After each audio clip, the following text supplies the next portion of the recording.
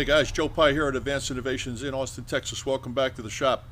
Going to go a little bit outside the lines today, and I was inspired to do a little project for myself. Like, we have all this machinery and we never get to do anything for ourselves, right? If you're anything like me, I have a list of projects as long as my arm and no time to do them.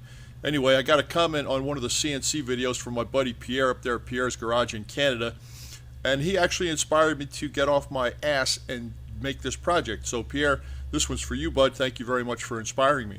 If you have a GoPro camera, which is what I'm holding right now, and you shoot videos with it, eventually someone or 10,000 someones are going to comment on the stability or lack thereof of your footage. So I took a few minutes out of the day yesterday and I made myself something that's sitting right here on the bench in front of me.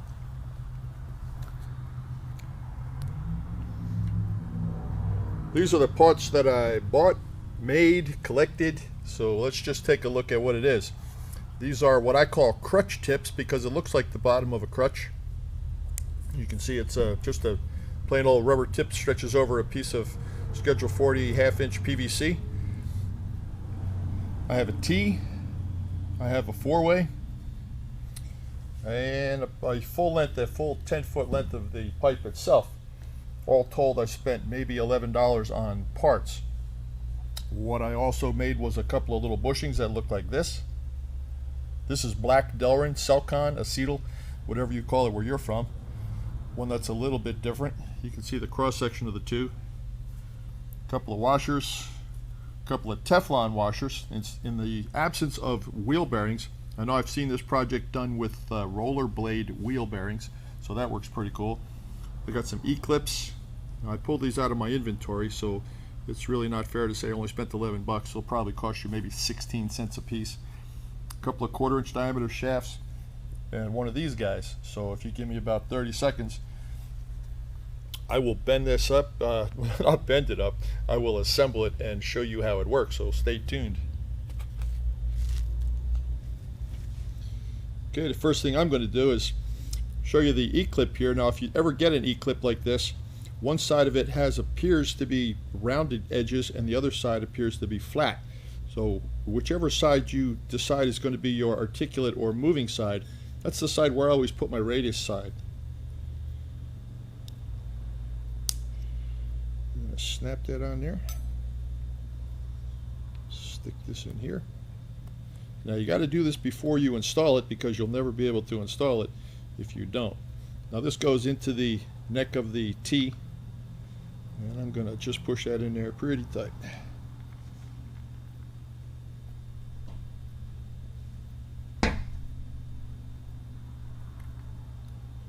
Alright, now we have a swivel. On the one side of the swivel, I'm going to put a 1/4-inch Teflon washer.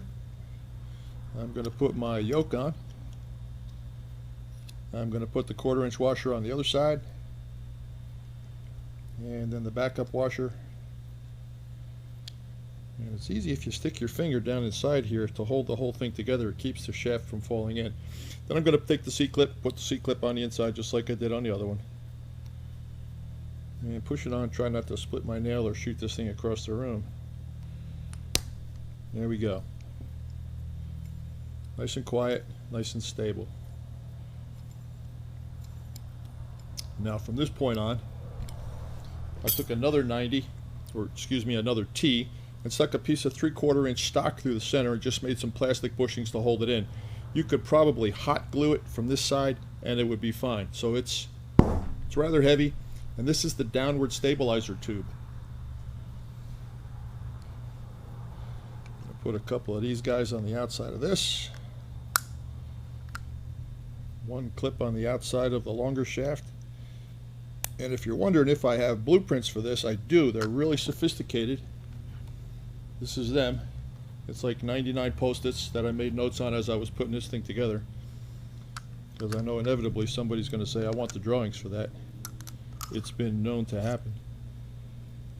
Plastic washer on the outside, through the center. Come on, here we go. Second clip. E-clip on the outside.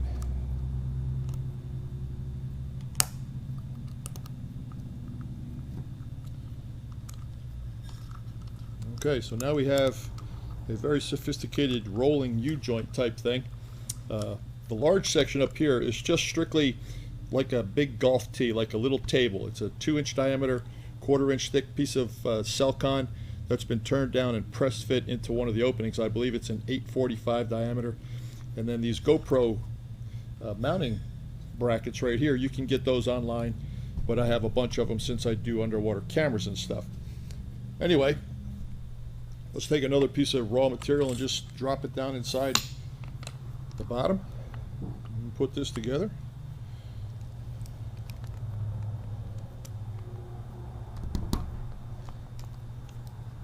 And the little shorty piece here is going to be the handle. I used a T here because when I want to use it as a monopod standing up, and I'm going to use this for part 4 of the CNC series, I can flip this over and use a much longer piece to stand on the floor alongside of me so that there's no instability or shake in the camera. Alright, let's see if this worked out. Let me reposition the camera so you can see what's going to happen. Now, no matter which way my hand moves, you can see the camera mount should stay relatively still. And I'm doing this real slow, so if you see it jumping around, that's me. And as you go up and down with the camera will also stay still. So no matter what you do with your hand, it should give you a tremendous amount of stability. And if you want it to hang, it'll center itself from where you're holding over the camera down to the weight on the bottom, and you can walk with it as well. You just don't want it to swing like this, so your movements do have to be rather gentle, but it's got to be an improvement over a handheld GoPro. Anyway, if you're going to watch part 4 of the CNC milling series, I will connect this camera to that rig, and we'll shoot part 4 standing alongside the machine and sweeping down inside the machine, and we'll see if it makes a difference. But Pierre, thanks for your comment, bud. I do appreciate that. I know it was constructive criticism. Thank God I don't make my living as a cameraman, because I'd be broke, hungry, and skinny.